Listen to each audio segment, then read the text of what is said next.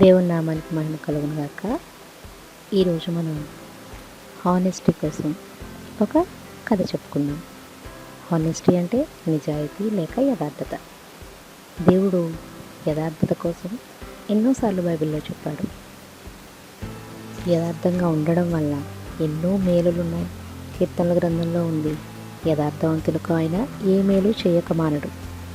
ఒకవేళ మనం ఏ సిచ్యువేషన్లో ఉన్నా, మన దగ్గర ఒకవేళ లేకపోయినా కూడా మనం యథార్థంగా నీతిగా నిజాయితీగా ఉంటే దేవుడు దానికి రెండంతల ఆశీర్వాదాన్ని తిరిగి మనకిస్తాడనమాట.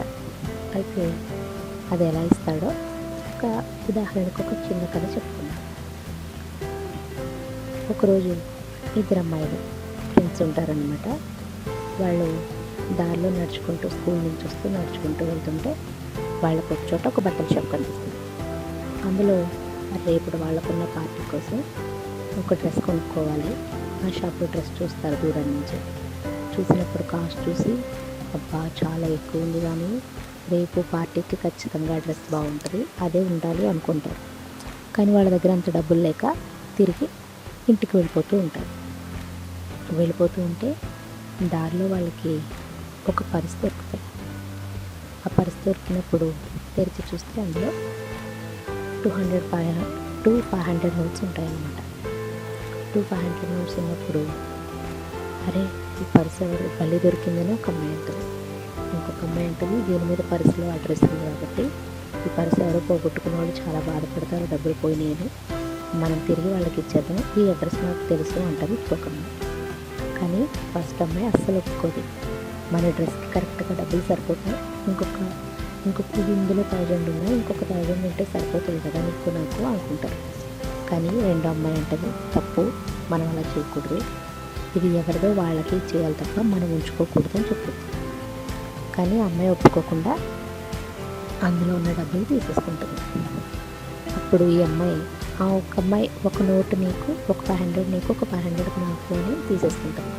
కానీ ఈ అమ్మాయి ఏం చేస్తుందంటే చెప్పినా వినిపించుకోవట్లేదని చెప్పి తన దగ్గర ఉన్న 500ని ఆ పర్సులో పెట్టి మన వ్యక్తి ఇంటికి వెళ్ళి ఇచ్చేద్దామని చెప్తారు. వాళ్ళు అడ్రస్ వెతుక్కుంటూ వెళ్ళి ఒక పెద్ద ఇంటి ముందు ఆగుతారు. వెళ్ళి డోర్ బెల్ కొట్టిన వెంటనే ఒక వ్యక్తి వస్తాడనమాట. బయటకు వచ్చినప్పుడు ఏం కావాలి అని అడిగితే, ఈ పర్సు మీదేనా, మాకు రోడ్డు మీద దొరికింది, ఇందులో అడ్రస్ ఉంది, ఆ అడ్రస్ని బట్టి ఇక్కడికి వచ్చామని చెప్పినప్పుడు అతను చాలా ఆశ్చర్యపోతాడు.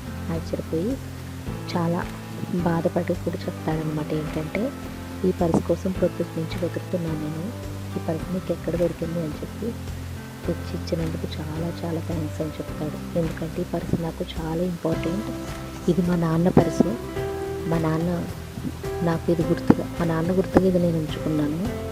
మా నాన్న ఆర్మీలో పనిచేయడానికి వెళ్ళినప్పుడు అక్కడ చనిపోయాడు, మా నాన్న గుర్తుగా నాకు ఈ ఒక్క పర్సు మాత్రమే ఉంది అని చెప్తాడనమాట.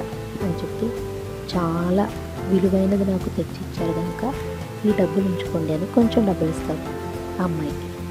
అమ్మాయి అంటది, నేను అలా డబ్బులు తీసుకోను, ఎందుకంటే నేను మామూలుగా మీ వస్తువుని తిరిగి ఇవ్వడం, మీ వస్తువుని మీకు ఇవ్వడం నా బాధ్యత. దేవుడు చెప్పాడు పొరుగు వాళ్ళది ఏది తీసుకోకూడదు, మనం ఆశించకూడదు అని చెప్పి, అందుకే నేను తెచ్చిచ్చాను, నాకేమి డబ్బులు వద్దు అని చెప్పుద్ది. కానీ అతను అంటాడు, నాకు చాలా వాల్యుబుల్ అయింది నువ్వు తెచ్చిచ్చావు, కాబట్టి తప్పకుండా నువ్వు దీన్ని గిఫ్ట్ తీసుకోవాలి ఖచ్చితంగా అని చెప్తాడనమాట. అని బలవంతంగా తన చేతిలో డబ్బులు పెడతాడు. అప్పుడు అమ్మాయి చాలా హ్యాపీగా వెనక్కి వస్తుంది. అప్పుడు మొదటి అమ్మాయి అంటది, చిచ్చి నేను చూడు అనవసరంగా తనలో డబ్బులు తీసుకున్నాను, కానీ నువ్వు తిరిగి ఇచ్చేస్తే అతను చాలా హ్యాపీ ఫీల్ అయ్యాడు కదా, అది అతనికి చాలా విలువైందా పర్సు, అది తెలియక పడేమన్నాను అక్కడ నేను అని అమ్మాయి ఫీల్ అయింది. ఇప్పుడు రెండు అమ్మాయి అంటది, ఏం పర్వాలేదులే, ఎవరి వాళ్ళకి ఇచ్చేయాలి కదా, మరి దేవుడు మనతో చెప్పాడు కదా, పొరుగు వాళ్ళది ఏది ఆశించవద్దు, మనం నిజాయితీగా ఉండాలని. సరే షాప్కి వెళ్ళి డ్రెస్ కొనుక్కుందా అన్నాడు చెప్పాడు అనమాట. అప్పుడు వెళ్ళినప్పుడు ఇక్కడ వాళ్ళ దగ్గర ఉన్న డబ్బులకి అతను ఇచ్చిన డబ్బులు కూడా యాడ్ అయితే వాళ్ళిద్దరికి 2 డ్రెస్సులు వస్తాయన్నమాట.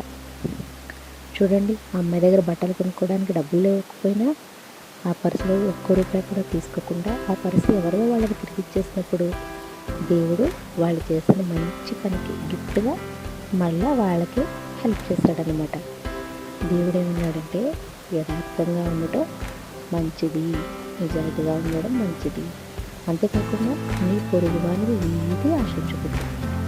ఒకవేళ మీ దగ్గర వస్తువు లేదనుకో, అది లేకపోయినా పక్క వాళ్ళకి కావాలి అనుకోకూడదు.